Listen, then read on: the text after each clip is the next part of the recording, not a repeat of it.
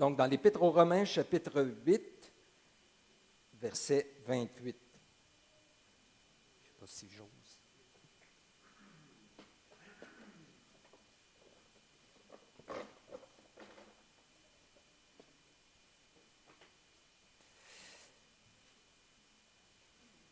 Romains 8, à partir du verset 28. Nous savons, du reste, que toute chose concourt au bien de ceux qui aiment Dieu, de ceux qui sont appelés selon son dessein. Car ceux qu'il a connus d'avance, il les a aussi prédestinés à devenir semblables à l'image de son Fils, afin que son Fils soit le premier-né de beaucoup de frères. Et ceux qu'il a prédestinés, il les a aussi appelés. Et ceux qu'il a appelés, il les a aussi justifiés. Et ceux qu'il a justifiés, il les a aussi glorifiés. Que dirons-nous donc à l'égard de ces choses? Si Dieu est pour nous, qui sera contre nous? Lui qui n'a pas épargné son propre Fils, mais qui l'a livré pour nous tous, comment ne nous donnera-t-il pas aussi toutes choses avec lui? Qui accusera les élus de Dieu? C'est Dieu qui justifie. Qui les condamnera? Christ est mort, bien plus. Il est ressuscité, il est à la droite de Dieu et il intercède pour nous. Qui nous séparera de l'amour de Christ? Sera-ce la tribulation, ou l'angoisse, ou la persécution, ou la faim, ou la nudité, ou le péril, ou l'épée? Selon qu'il est écrit, c'est à cause de toi qu'on nous met à mort tout le jour, qu'on nous regarde comme des brebis destinées à la boucherie. Mais dans toutes ces choses, nous sommes plus que vainqueurs par celui qui nous a aimés. Car j'ai l'assurance que ni la mort, ni la vie, ni les anges, ni les dominations, ni les choses présentes, ni les choses à venir, ni les puissances, ni la hauteur, ni la profondeur, ni aucune autre créature ne pourra nous séparer de l'amour de Dieu manifesté en Jésus-Christ, notre Seigneur. Amen. Tout un texte. Hein? Et le point, c'est vraiment le verset 28 qui a une promesse extraordinaire qui nous est faite. Nous savons que toute chose concourt au bien de ceux qui aiment Dieu, de ceux que Dieu a appelés selon son dessein. Et la dernière fois, on avait vu ensemble que ça implique qu'on a un Dieu souverain, puissant, pensez-y, qui prend tous les événements de la vie qui nous arrivent pour transformer ça chez les enfants de Dieu dans un bien suprême, qui est à dire de nous amener parfaitement à l'image de Jésus-Christ. De gloire en gloire, il nous fait progresser. Au travers de ses souffrances, il produit en nous le caractère de Jésus jusqu'à ultimement qu'on devienne semblable à lui dans la perfection. On a vu la dernière fois que cette promesse-là n'est pas pour tout le monde, elle est pour les enfants de Dieu seulement, pour ceux qui aiment Dieu. Et que le bien, toute chose concourt au bien, bien, le bien dont il est question ici, ce qu'on a vu, c'est justement de devenir à l'image de Jésus. C'est ça le bien suprême, d'être comme lui. On chante « Te ressembler, Jésus, c'est mon espoir suprême. Penser, agir, aimer, toujours plus comme toi. » C'est vraiment notre espoir suprême. Bien, savez-vous quoi? Ça va arriver. Et Dieu utilise tous les événements de notre toute chose, et dans le contexte particulièrement les choses négatives, les souffrances, les choses négatives à nos yeux, pour transformer ça en bien, pour nous emmener comme Jésus.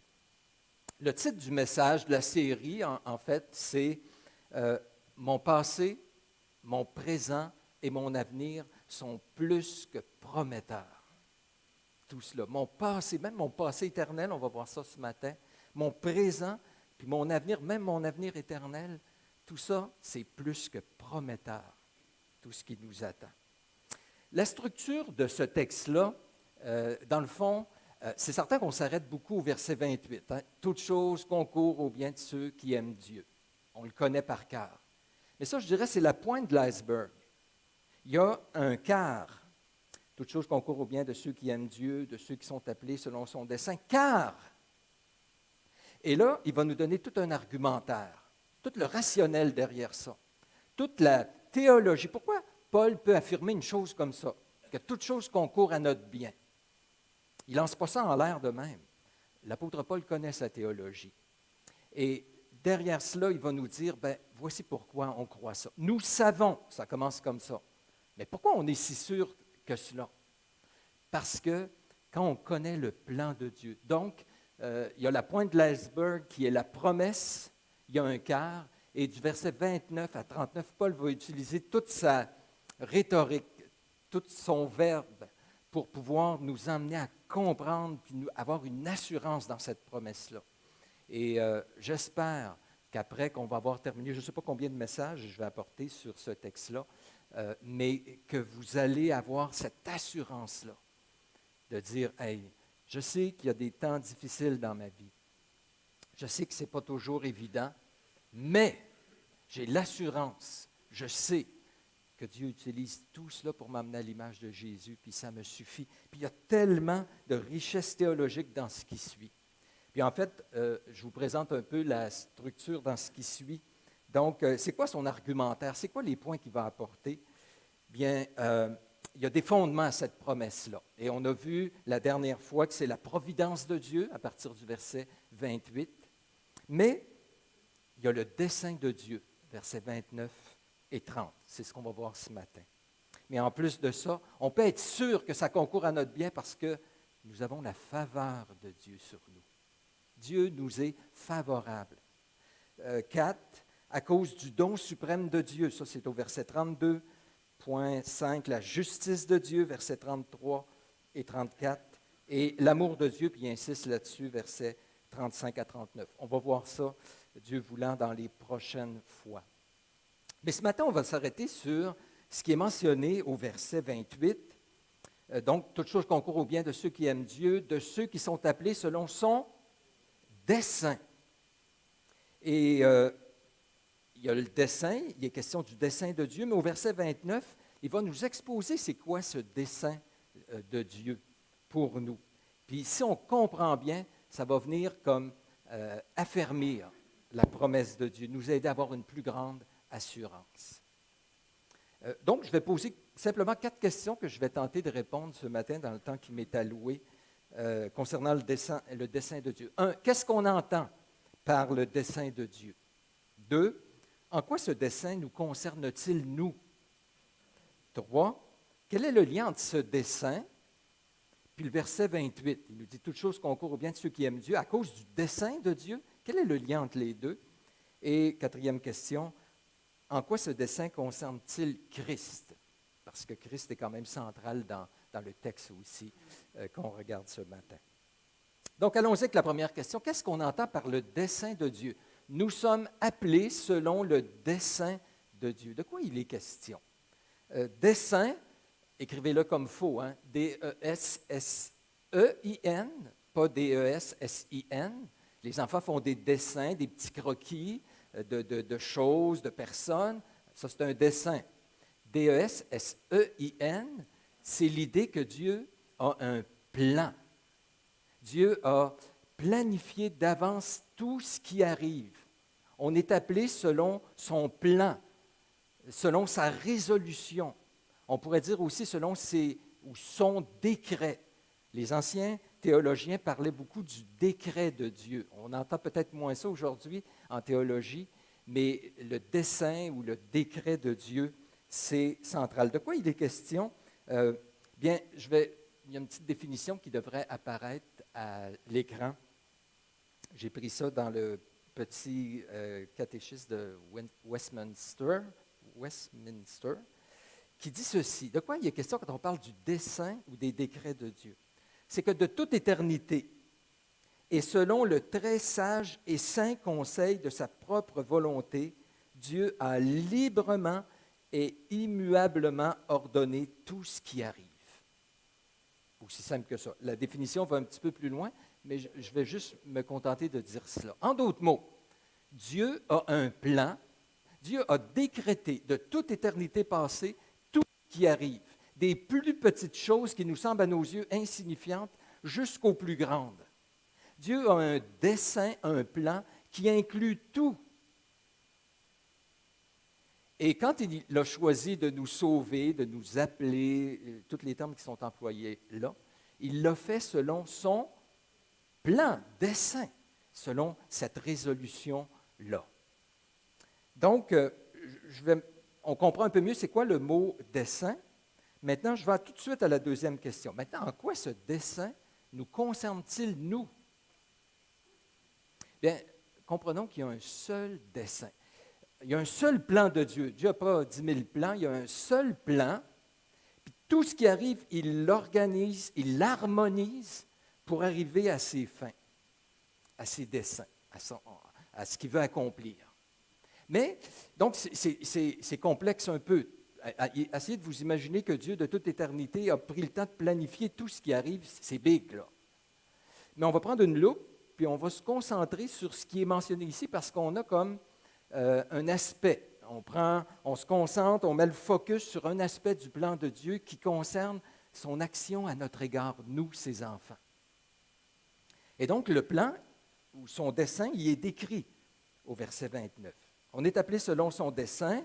C'est quoi son dessein? Il a connu d'avance certaines personnes. Ceux qu'il a connus d'avance, deuxième étape, il les a prédestinés à devenir semblables à l'image de son Fils, pour que son Fils soit le premier né en beaucoup de frères. Mais ceux qu'il a prédestinés, il les a quoi? Appelés.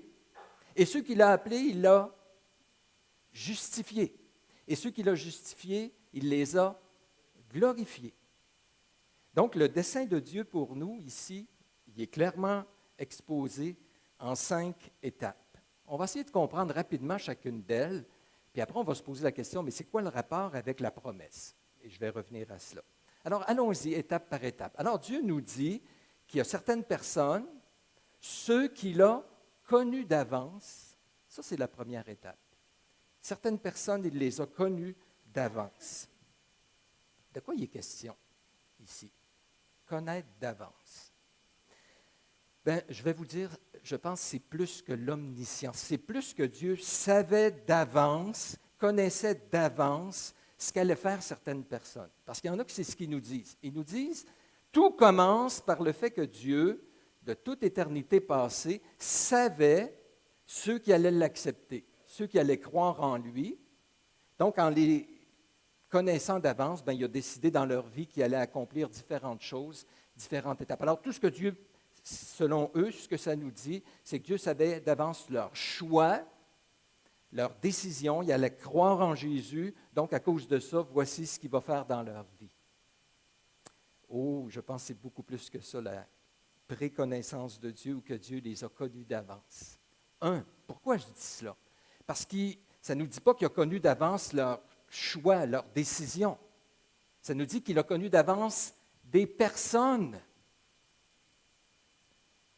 2, ça nous dit qu'il a connu seulement certaines personnes. Ce n'est pas tout le monde. Ceux qu'il a connus d'avance, donc un groupe. Eux, il les a ensuite prédestinés, puis eux, il les a ensuite appelés, puis eux, il les a justifiés, puis eux, il les a glorifiés. La première étape garantit la dernière. Donc, c'est certaines personnes seulement. Si ça parle juste que Dieu sait d'avance qui va l'accepter, bien, il sait tout le monde, il connaîtrait tout le monde.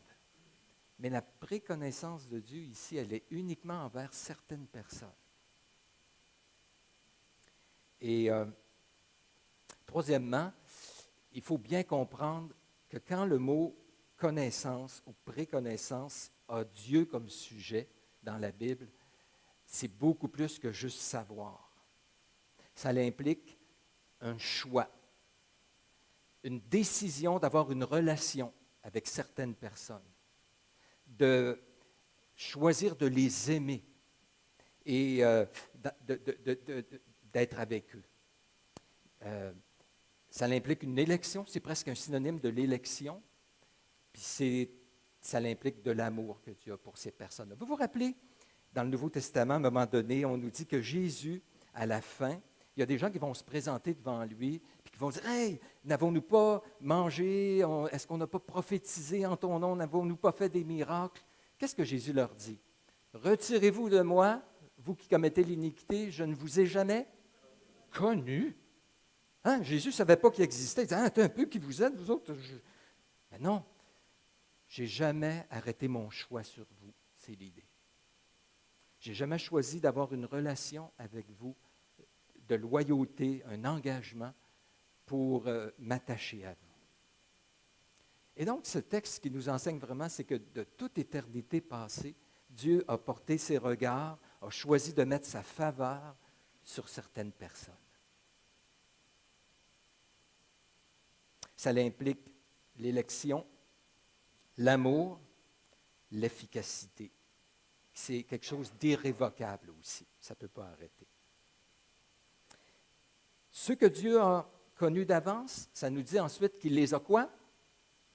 Prédestinés. Prédestinés. Deuxième étape. Dans le dessein de Dieu pour nous, ses élus, ses enfants. Dieu a choisi de prédestiner certaines personnes. Donc, qu'est-ce que ça veut dire, prédestiner? Bien, j'aime notre mot français. Pré-destin. Alors, Dieu a choisi d'avance la finalité, ce qui va produire en fin de compte. Dieu, de toute éternité passée, avait choisi certaines personnes pour les amener à être un jour semblables à l'image de son Fils. C'est ce que le texte nous dit. Vous savez, si je prends l'avion en destination de Paris, bien, ça veut dire que dès le départ, je sais c'est quoi la fin. Bien, ça devrait, à moins qu'elle tombe, on n'est pas sûr toujours quand on prend l'avion. Mais Dieu, lui, quand il choisit quelqu'un, puis il a déterminé la fin, ça va arriver. Tous ceux que Dieu a connus d'avance, ils vont tous terminer à la fin à être semblables à Jésus, dans la gloire. C'est la question de la prédestination.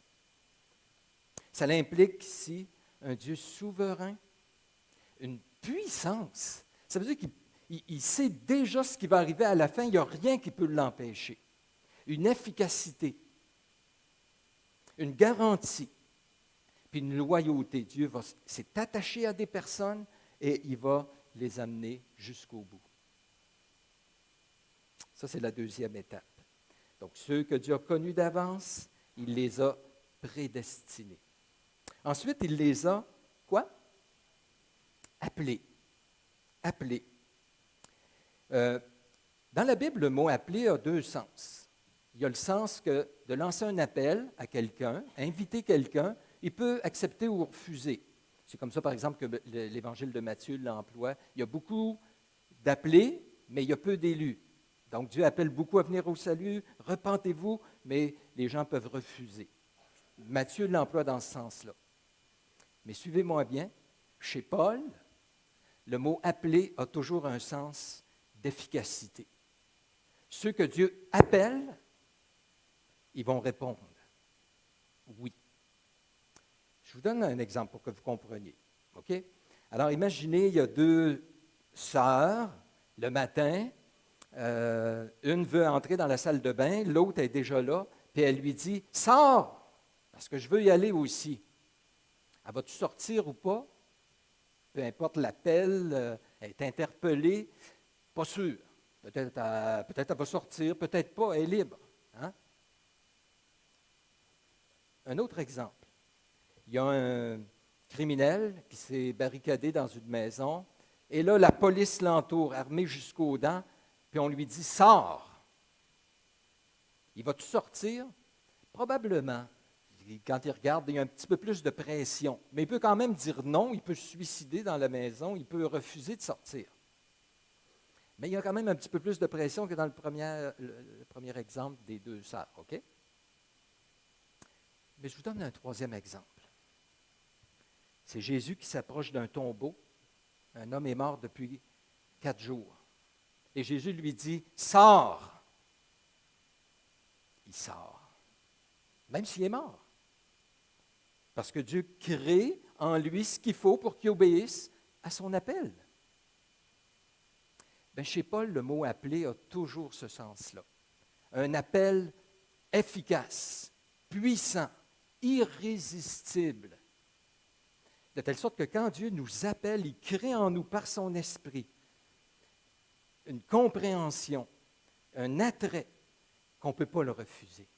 C'est pour ça qu'on est venu au salut. Parce que ceux qu'il a appelés, il les a aussi justifiés. Tous ceux qui appellent, il les justifie et il les glorifie.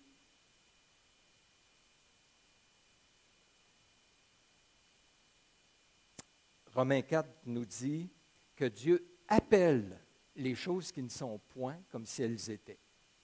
Quand Dieu appelle, même si une chose n'est pas là, elle devient. On nous dit aussi que Dieu ne se repent pas de ses dons ni de ses appels. Puis j'aime la façon dont c'est traduit dans ma Bible, car les dons et les appels de Dieu sont irrévocables. Je rends grâce à Dieu que ce soit comme ça. Je me rappelle, le 1er juillet 1980, où Dieu m'a appelé à venir à son Fils. Je n'ai pas pu résister. Dans ma tête, ça a devenu clair tout à coup. Je n'avais pas d'autre choix. Mais j'ai fait le choix. J'ai fait le choix. J'ai cru, je me suis repenti. J'ai demandé au Seigneur Jésus de venir dans ma vie. Mais cet appel de Dieu, il a créé quelque chose en moi qui m'a rendu capable, puis même, je ne pouvais pas faire autrement. C'est de ça qu'il est question ici. Ensuite, ceux qu'il a appelés, on nous dit, il les a justifiés, c'est-à-dire déclarés justes. On connaît plus ce terme-là, peut-être, justifié. En fait, selon notre système légal aujourd'hui, pour que des personnes soient justes au niveau de la loi, il y a deux conditions. Soit que tu n'as jamais transgressé la loi des hommes, ou si tu l'as transgressé, tu as payé ta dette. Dans les deux cas, tu es correct. La justice ne peut pas te condamner. OK? Mais ces deux conditions-là, pour Dieu, ça n'existe pas. Pour que Dieu déclare des personnes justes, il faudrait qu'on n'ait jamais transgressé sa loi. Il n'y en a pas de personnes comme ça, qui n'ont jamais transgressé la loi de Dieu. On est tous des injustes. Et la deuxième, qu'on aurait payé notre dette, bien, ça n'existe pas non plus, parce que ça demande un enfer éternel pour nos péchés. Donc, on ne peut pas sortir, on ne peut pas dire, OK, c'est acquitté, c'est réglé. Et c'est pourquoi Dieu s'y prend d'une autre manière pour justifier des personnes. Qu'est-ce qu'il a fait? Il a donné son propre Fils pour que son Fils paie notre dette. De telle sorte que ceux qui croient dans le Fils sont déclarés justes, pas parce qu'ils ont été justes dans leur vie, pas parce qu'ils ont payé eux-mêmes leur dette, parce que Jésus l'a payé. Ça veut dire que de toute éternité, Dieu a arrêté ses regards, sa faveur sur certaines personnes, il les a connues d'avance. Ces personnes-là, il les a prédestinées à devenir semblables à l'image de son Fils. À un temps précis dans notre vie, dans leur vie, il les a appelés efficacement et il les a déclarés justes. Donc les personnes ont cru, il y a une part, ils ont cru. Ils se sont repentis, ils ont été déclarés justes. Mais parce qu'il y a une œuvre de Dieu qui est sous-jacente à tout cela. Dieu les a justifiés. Il n'y a donc maintenant aucune condamnation pour ceux qui sont en Jésus-Christ. Et ceux qu'il a justifiés, il les a glorifiés. Attends un peu, y a-t-il une faute? Glorifier, normalement, c'est à la fin, ça, c'est futur. Il le met vraiment au passé ici. Glorifier veut dire, c'est une autre façon de répéter ce qu'il a dit précédemment. Il va nous emmener à l'image de son Fils. Donc, on va avoir la gloire de Jésus, les richesses qui sont en Jésus. On est héritier, co-héritier avec Jésus. La perfection de Jésus est sur nous, ultimement, dans la gloire de Dieu éternelle. Mais c'est tellement sûr et certain que c'est même présenté ici au passé. Il les a déjà glorifiés.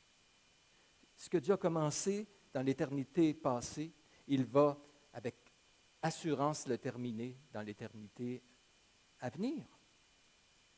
Nous sommes, dans un sens, c'est tellement certain, déjà glorifiés, mais c'est quand même à venir, mais c'est certain. Tout cela implique la loyauté, la puissance, l'efficacité du salut que Dieu a entrepris dans l'éternité passée à notre égard. On a du gros steak, hein? Dans le texte ce matin, vous suivez toujours, vous n'êtes pas endormi trop, ça va? OK. On va se poser troisièmement la question, parce que je vais être pratique, quel est le lien entre ce qui vient d'être mentionné là? Et et la promesse du verset 28. En d'autres mots, il nous dit « Toute chose concourt au bien de ceux qui aiment Dieu, de ceux qui sont appelés selon son dessein. » Puis ce dessein-là, c'est les 5 étapes que je vous ai prises. C'est quoi le lien entre la promesse et ces étapes-là?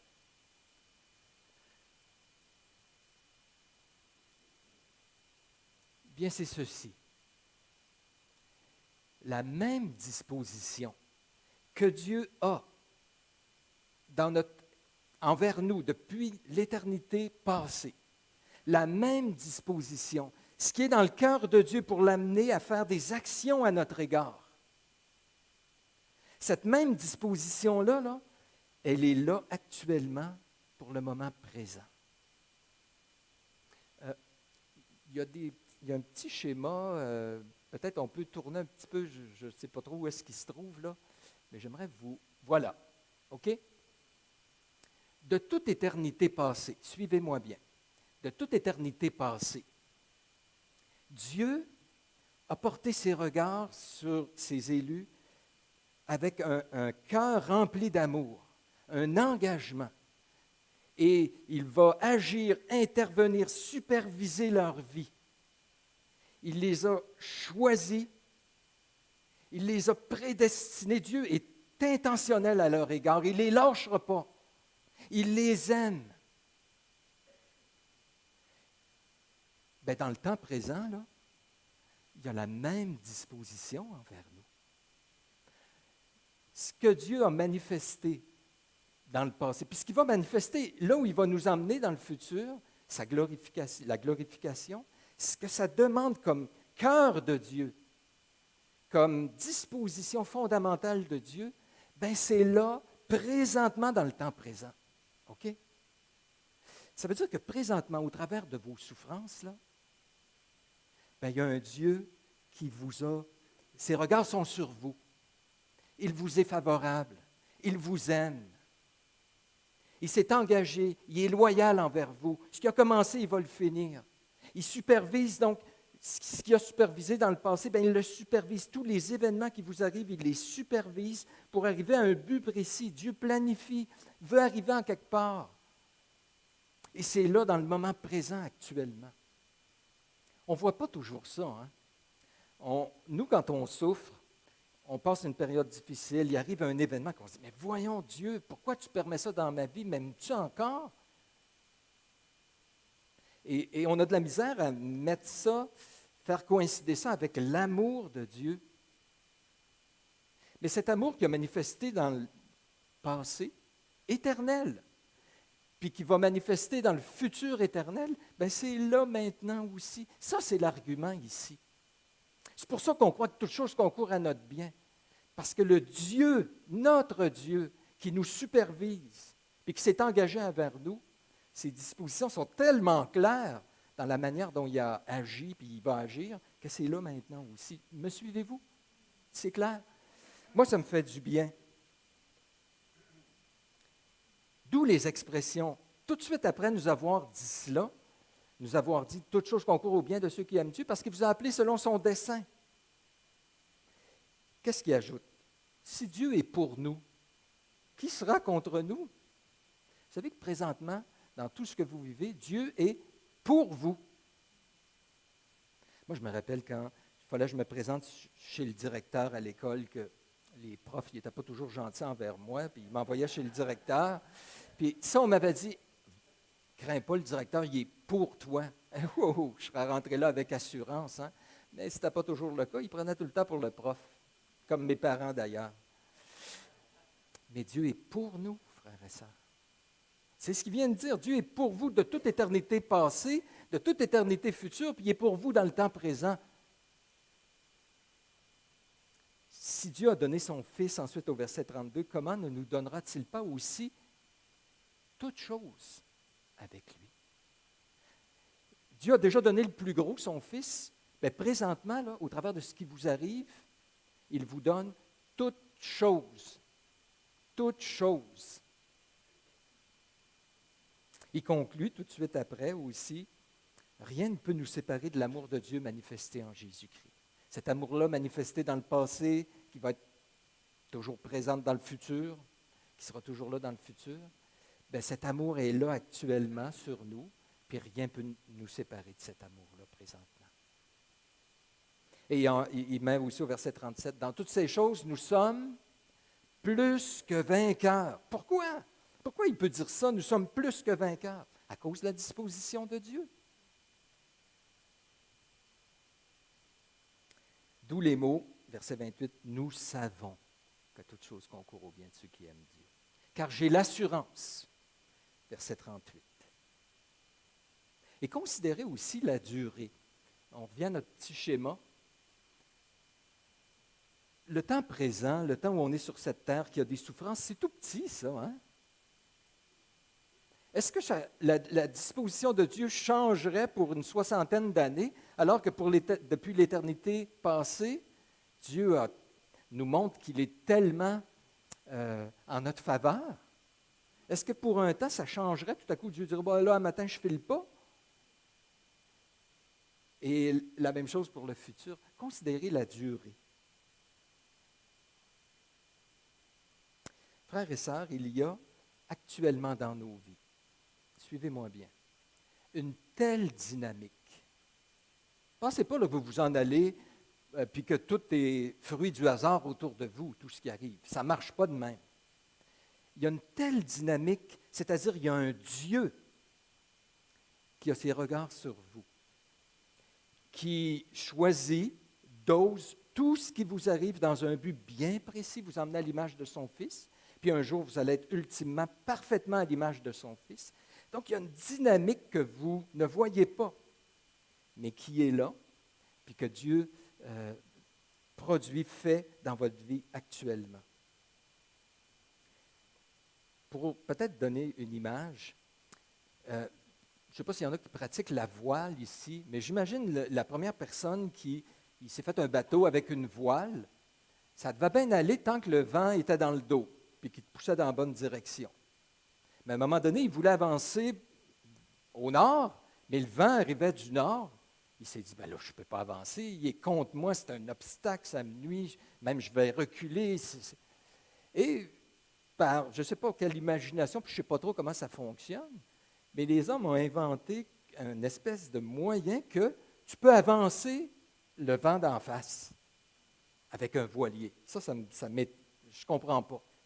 Ce qui était un obstacle, ce qui t'empêchait, devient le moyen de te propulser puis de te faire avancer. Imaginez.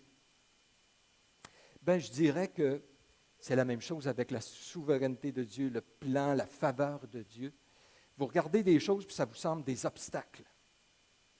Et Dieu a cette puissance, cette capacité d'utiliser ça, puis ce qui vous semble vous nuire va vous propulser, va vous faire avancer, va produire en vous ce que vous ne seriez pas capable de produire par vous-même. Ou imaginez qu'un homme prend une pièce de bois brut, et là, il la met sur la chaîne de montage. À la fin, il veut faire un beau meuble. Savez-vous quoi? Il a choisi particulièrement cette pièce de bois. Il a dit, OK, je pense que ça va faire l'affaire parfaite. Il a planifié chaque étape d'une transformation, des coups qui lui sont donnés, des trous qui sont faits dedans. Ça ne semble pas très positif, mais chaque étape est bien planifiée et étape après étape pour produire à la fin un meuble extraordinaire. Bien, pour employer l'image, nous sommes sur la chaîne de montage de Dieu. Il prend un produit brut au départ, et par toutes ces choses qui nous arrivent, et ultimement, au retour de Jésus, où on va être parfait, mais il va sortir de là un beau meuble. Et des fois, il y a des coups qui nous sont donnés, des morceaux, il faut enlever certains morceaux. Ça fait mal, mais c'est choisi, voulu, planifié par Dieu dans un but bien précis. Lui, il sait où il s'en va. Nous avons l'assurance que toute chose concourt au bien de ceux qui aiment Dieu. Quatrième question et dernière. En quoi ce dessein concerne-t-il Christ? En quoi ce dessein concerne-t-il Christ? Bien, moi, dans ma Bible, du verset 28 au verset 39, j'ai souligné le mot Jésus, Christ, les pronoms qui réfèrent à lui, et j'en ai 13. Jésus, il est partout dans ce texte-là. Ça parle de lui. Et ce que ça nous dit, entre autres au verset 29, c'est que la fin, là, ce que Dieu veut faire avec nous, c'est nous amener à l'image de son Fils, afin que son Fils soit le premier-né de beaucoup de frères. Alors, tout ça, là, oui, ça nous concerne, mais ça concerne avant tout son Fils Jésus-Christ. Dieu veut, en nous transformant, il nous emmène à l'image de Jésus. Bien, ça fait en sorte, sous-jacent à ça, c'est que Jésus il est le premier-né. De quoi il est question quand on parle du premier-né? Le premier-né, dans le contexte juif, c'était le premier enfant de la famille. Premier-né, littéralement, le premier à venir au monde dans une famille. Mais lui, là, il avait un rang supérieur à tous les autres dans la culture juive. C'est lui qui héritait le double des autres, puis c'est lui qui prenait la place, l'autorité du père, puis qui allait donner suite à la famille. Alors, il était élevé. Et c'est l'image qu'on donne de Jésus ici. Dieu fait tout ça pour que Jésus soit élevé, honoré, glorifié. C'est Jésus le centre. Si c'était possible d'entrer dans un atelier d'un peintre, un grand peintre, OK? Puis on pourrait juste regarder qu'est-ce qui se passe là. Probablement qu'il y a beaucoup de choses qui nous intéresseraient. On aimerait ça voir c'est quoi ces outils qu'il utilise.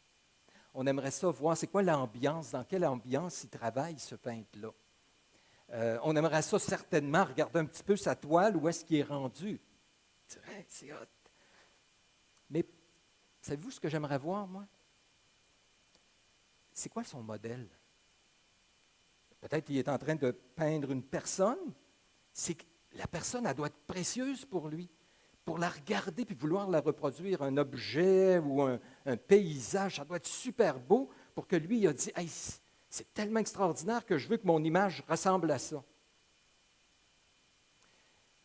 Bien, Jésus, là, c'est le modèle. Et Dieu, ce qu'il est en train de faire dans notre vie, c'est que de temps en temps, il regarde Jésus puis il donne un petit coup après nous. C'est OK, comme un sculpteur qui enlève des morceaux. Il dit, OK, pour ressembler à Jésus, il y a ça qu'il faut que je travaille. OK. Pour que Jésus soit élevé. Pour Dieu, là, il dit, c'est mon Fils bien-aimé en qui j'ai mis toute mon affection. Dieu aime tellement Jésus qu'il veut nous emmener à son image. C'est dans le but d'abord que Jésus soit glorifié. Aussi, il y a l'idée ici que Jésus, c'est la puissance derrière tout ce qui se produit. C'est-à-dire que pourquoi on est capable d'être transformé?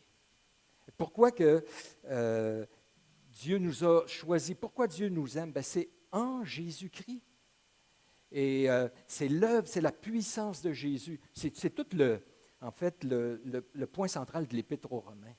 C'est le salut qu'on a en Jésus-Christ. Parce que Jésus est mort, parce que Jésus a vécu une vie parfaite, parce qu'il est ressuscité, parce qu'il est maintenant à la droite de Dieu, bien nous, on peut être sauvés, puis nous, on peut être transformés, puis nous, on peut être glorifiés. En Jésus, on n'a rien en nous, c'est tout à cause de Jésus. Alors, derrière tout ça, cette transformation-là, ça élève Jésus, parce que c'est lui qui est derrière tout cela. Je conclus en disant, le christianisme, c'est. Bien, je vais d'abord dire ce que c'est pas. Le christianisme, ce n'est pas un groupe de personnes qui ont une force de caractère, qui sont déterminées, qui sont capables de faire des efforts pour se transformer puis se rendre acceptables à Dieu par leur propre force eux-mêmes. Des gens de bonne volonté. Ce n'est pas ça le christianisme. Où je dis, bon, ben, pour ressembler de plus en plus à Jésus, il faut que je fasse des efforts, puis il faut que je me prenne en main, puis il faut que je me minde, en bon québécois, puis là, finalement, je vais arriver à quelque chose, dire, Dieu, je te plais dessus, si tu es correct, c'est bon. Il dit, yes, c'est bon, tu peux rentrer. Non, ça ne marche pas de même. Le christianisme, c'est un Dieu qui s'est choisi un peuple, puis qui agit dans leur vie, qui les supervise, qui les aime, qui intervient pour les amener à quelque part, de telle sorte que ce qui fait la différence, ce n'est pas tellement moi, mais c'est Dieu.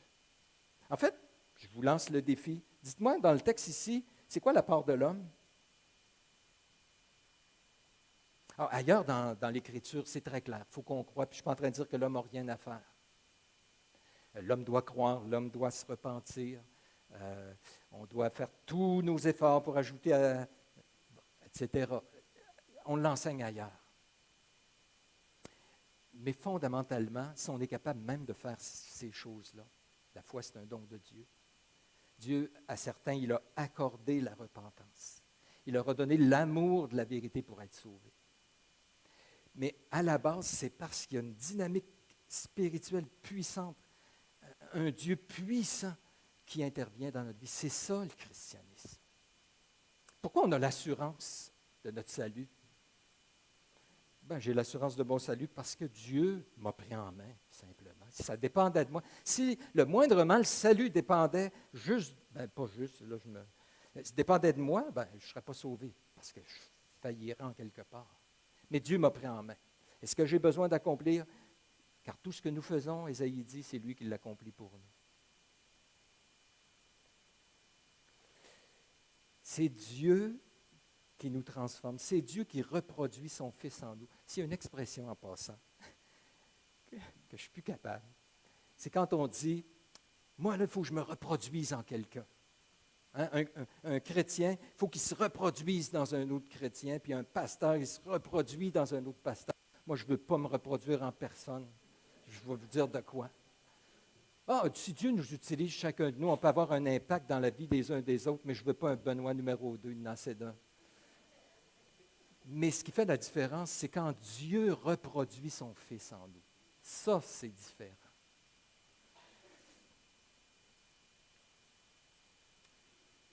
Tout ça ici a du sens dans la mesure où tu aimes Jésus.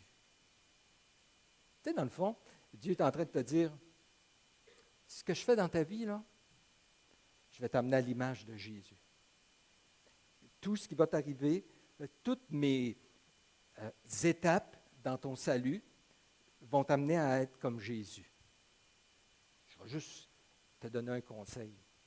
Tu es mieux d'avoir le même but que Dieu parce que ça va être difficile. Pas vrai? Si ton but, ce n'est pas d'être comme Jésus, là, ça ne sera pas facile. Parce que c'est là que Dieu t'amène.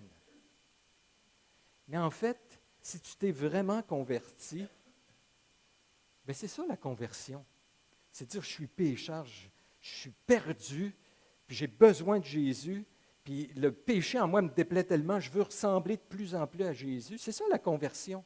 Seigneur, produis-le en moi, pardonne mon péché, puis viens me transformer par la suite. C'est ça la conversion. Alors, par définition, un chrétien, c'est quelqu'un qui veut ressembler à Jésus. Et moi, c'est pour ça que j'aime lire la parole, puis considérer Jésus. Quand je dis, « Hey Jésus, ça me frappe comment tu aimais ton Père. Tu n'as pas résisté, tu es venu ici-bas, tu l'as obéi jusqu'à la mort de la croix. » Sais-tu quoi, Jésus, je veux te ressembler, parce que je suis loin de ça bien des fois. Quand je regarde la vie de prière de Jésus, je me dis, Seigneur, je voudrais te ressembler de plus en plus. Ma vie de prière, des fois, je la trouve insuffisante, pas mal faible, pas toujours régulière. Toi, je te regarde, Jésus, je t'admire tellement. Je veux te ressembler. Quand je regarde comment toi, t'aimais les gens, jusqu'à donner ta vie pour des impies, ces gens-là que moi, j'ai de la misère à aimer là, des fois, puis que je m'enrage après, toi, tu les aimes. Seigneur, que tu es grand. Je veux te ressembler, Jésus. Quand je regarde la manière dont Jésus aimait la parole était précieuse pour lui. Il la citait, c'est la parole qui déterminait ce qui était bien, mal dans sa vie, etc.